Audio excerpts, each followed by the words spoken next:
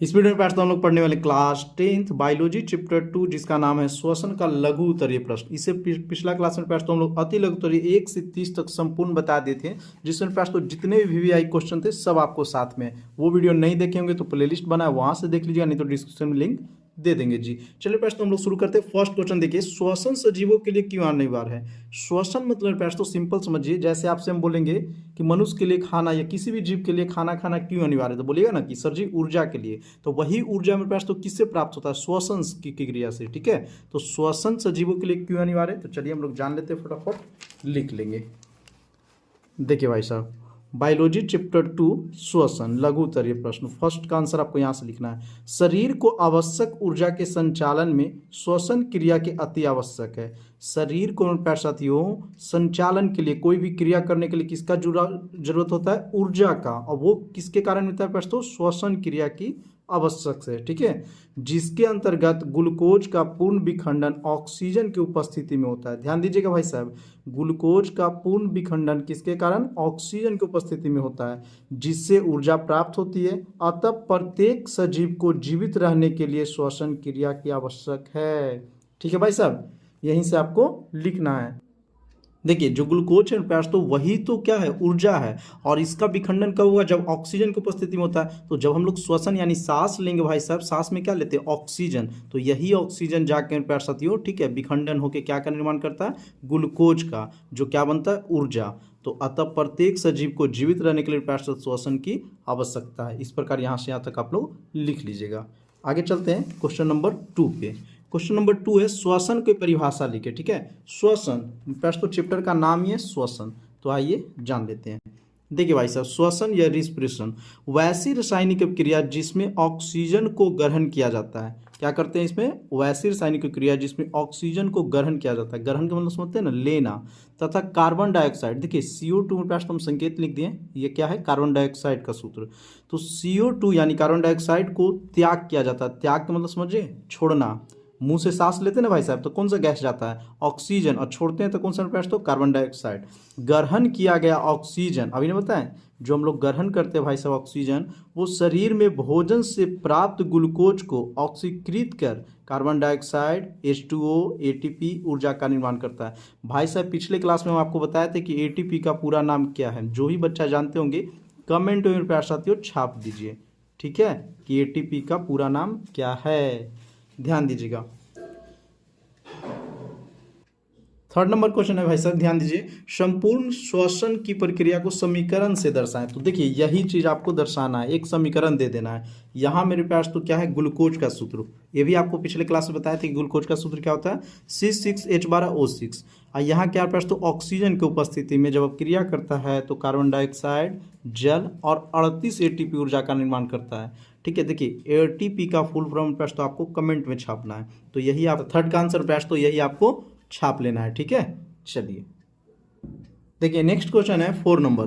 Glucose के आंशिक ऑक्सीकरण से किन किन यौगिक का निर्माण होता है। जब ग्लूकोज के पास तो आंशिक ऑक्सीकरण होता है तो किन किन चीज को निर्माण होता है। ठीक है, देखिए ध्यान दीजिएगा, तो 4 का आंसर लिखेंगे कि एक अणु ग्लूकोज से 2 अणु पायरुवेट का निर्माण होता है। जब मेरे पास तो ग्लूकोज का ऑक्सीकरण होगा तो एक अणु ग्लूकोज से 2 अणु पायरुवेट का निर्माण होता है। ये आपको नोट कर लेना है मेरे प्यार साथियों। इससे पिछले क्लास से बताए थे जिसमें आप लोग बहुत अच्छा प्यार दिए, 1 लाख व्यू गया है, लेकिन प्यार तो उसमें क्वालिटी थोड़ा सा गंदा था। इसमें देखिए फेयर लवली लगा के हम चिकना कर दिए। आप लोग बहुत ज़्यादा कमेंट हम एक ही चीज़ देख रहे थे, सर थोड़ा हेड राइटिंग नहीं समझ में आ रहा है, नहीं आ रहा है। देखिए भाई साहब अब सही है ना, कमेंट पे बताइए कि कैसा है। ठीक है, और मेरे पास तो आप लोग चैनल पे पहली बार आएंगे तो जरूर चैनल को सब्सक्राइब कीजिएगा, क्योंकि मेरे पास तो यहाँ पे प्रतिदिन लाइव क्लास चलता है। तो लाइव क्लास भी कीजिए, नोट्स PDF हमारे साथ लीजिए भाई साहब। इससे क्या होगा मेरे पास तो कि आपका साइंस में 90+ की हम गारंटी लेते हैं। ठीक है, और आपका भी सपना है ड्रीम की 450 जाना है, तो आप लोग प्रतिदिन लाइव क्लास कीजिए। और पास तो इस नंबर पे आप लोग किसी तरह की सहायता हो आप लोग पूछ सकते हैं, कॉल कर सकते हैं, व्हाट्सअप कर सकते हैं। ठीक है, और ये सब के लिए PDF लेने के लिए फ्री मेरे पास तो आपको अभी डाउनलोड करना होगा UTM स्टडी ऐप। वहाँ पे आपको इसका सबका नोट्स बिल्कुल फ्री मिल जाएगा। देखिए नेक्स्ट क्वेश्चन है क्वेश्चन नंबर 5। ये मोस्ट VVI क्वेश्चन मेरे पास तो काफ़ी बार पूछा गया है। ठीक है, पेंसिल यूज करना चाहिए। काफ़ी बार ये क्वेश्चन पूछा गया है। लगातार दौड़ने से व्यक्ति के पेशियों में दर्द क्यों होने लगता है? अब मेरे पास तो ये हम बताए थे भी अति लघु उत्तरीय भी, ठीक है, किसके कारण से होता है। और आप ऐसे भी देखेंगे कोई भी व्यक्ति अगर लगातार दौड़ते जा रहा है प्रयास तो उसके पेशियों में दर्द होता है, किसके कारण? ऑक्सीजन की कमी के कारण, ठीक है। और उसमें एक अम्ल का स्राव होता है, उस अम्ल का नाम मेरे पास तो लैक्टिक अम्ल है। ये भी बताए थे कि दही में कौन सा अम्ल पाया जाता है, तो लैक्टिक अम्ल। यही देखिए पिछले बार के मेरे पास तो नोट्स है, ये 2017 का ही है इसी में से लिखाए थे, ये थोड़ा सा साफ से है तो हम आपको बता देते हैं। ध्यान दीजिए, जब कोई व्यक्ति कुछ समय तक दौड़ता है या लंबे समय तक कार्य करता है, लंबे समय तक पास तो कोई कार्य भी करेगा, ठीक है, तो उसके शरीर में पर्याप्त मात्रा में ऑक्सीजन की मांसपेशियों में अनॉक्सी श्वसन की क्रिया होने लगती है। अनॉक्सी श्वसन किसे कहते हैं? अवायवीय श्वसन। मेरे पास तो जहाँ पे ऑक्सीजन की उपस्थिति नहीं हो, ऑक्सीजन की कमी होने लगती है, ठीक है, जिससे लैक्टिक अम्ल का स्राव होने लगता है। लैक्टिक अम्ल तो स्राव होने लगता है, जिससे रक्त परिसंचरण की क्रिया सही तरीके से नहीं हो पाता है और मांसपेशियों में क्रैम्प यानी प्रयास तो दर्द उत्पन्न होने लगता है, ठीक है। तो यही आपको लिख लेना। ऐसे भी देखेंगे आप किसी काम को लगातार कीजिए तो आपको दर्द होने लगेगा, ठीक है। देखिए तो यही प्रयास तो आपको यहाँ से लेके यहाँ तक नोट कर लेना और इसको समझ जाइएगा ना। और ये आपको याद रखना है, ऑब्जेक्टिव में पूछा जाता है, ठीक है। कौन सा अम्ल का स्राव होता है? लैक्टिक अम्ल। अब दही में कौन सा अम्ल पाया जाता है? लैक्टिक अम्ल। चलिए आगे चलते हम लोग प्रयास तो क्वेश्चन नंबर, ठीक है, 6 पे। किण्वन किस प्रकार के श्वसन है, ये कहाँ होता है? ये पूछा जाता है किण्वन में किस प्रकार का श्वसन होता है, ऑब्जेक्टिव में बहुत बार पूछा गया है, ठीक है भाई साहब। तो चलिए मेरे पास तो जान लेते हैं। देखिए पाइरोवेट ऑक्सीजन की अनुपस्थिति में एथेनॉल एवं कार्बन डाइऑक्साइड में परिवर्तित हो जाता है। ध्यान दीजिए यहाँ ऑक्सीजन की अनुपस्थिति है, यानी कौन सा इसमें क्रिया होगा? अवायवीय श्वसन, उसी को बोलते हैं अनॉक्सी श्वसन। ऑक्सीजन की उपस्थिति रहेगा पास तो कौन सा? वायवीय श्वसन या ऑक्सी श्वसन। ये हम आपको पिछले क्लास में बहुत अच्छा से अति लघु उत्तरीय में समझा दिए थे और याद भी करवा दिए थे। देखिए प्रश्न तो कार्बन डाइऑक्साइड में परिवर्तित हो जाता है, यह क्रिया किण्वन कहलाती है। आपसे पूछेगा किण्वन क्या है तो आपको ये लिख लेना है। और जो कहाँ होता है प्रश्न तो ईस्ट में होता है। मोस्ट वीवीआई क्वेश्चन है, काफ़ी बार पूछा गया है कि किण्वन कहाँ होता है? ईस्ट में होता है, ठीक है। और ध्यान दीजिएगा अतः यह किण्वन एक कैसा अभिक्रिया है? अवायवीय, ठीक है प्रश्न तो याद कर लीजिएगा ये कैसा है? अवायवीय। अवायवीय क्यों है जी? क्योंकि ऑक्सीजन का यहाँ पे उपस्थित नहीं है। चलिए तो इस प्रकार प्रश्न तो 6 का आप लोग नोट कर लीजिए। आशा करते हैं कि आपको एकदम वीडियो मस्त लग रहा होगा, एकदम समझ में आ रहा होगा, अच्छा लग रहा होगा प्रश्न तो एक सब्सक्राइब तो बनता है भाई साहब। पिछले क्लास याद कीजिए प्रश्न तो उस वीडियो पर 1 लाख व्यू है, अब बहुत से बहुत 1000 बच्चा सब्सक्राइब किए होंगे, पता नहीं ईमानदारी कहाँ चला गया आप लोग का। चलिए 7 नंबर क्वेश्चन देखते हैं। श्वास नली या ट्रैकिया क्या है? तो ये हम बताए थे प्रश्न तो देखिए मनुष्य में करीब 11 सेंटीमीटर लंबी नली होती है जिसे ट्रैकिया कहते हैं। और ट्रैकिया को ही श्वास नली कहते हैं, ठीक है, गर्दन वाला का। इसका प्रश्न तो व्यास 16 mm का बताइए मिलीमीटर होता है। इसका कुछ भाग बच्च गुहा में भी पहुंचता है। तो यही आपको प्रश्न तो लिख लेना है कि मनुष्य में करीब 11 सेंटीमीटर लंबी नली होती है जिसे ट्रैकिया कहते हैं। इसका व्यास 16 मिलीमीटर होता है जिसका कुछ भाग बच्च गुहा में भी पहुंचता है।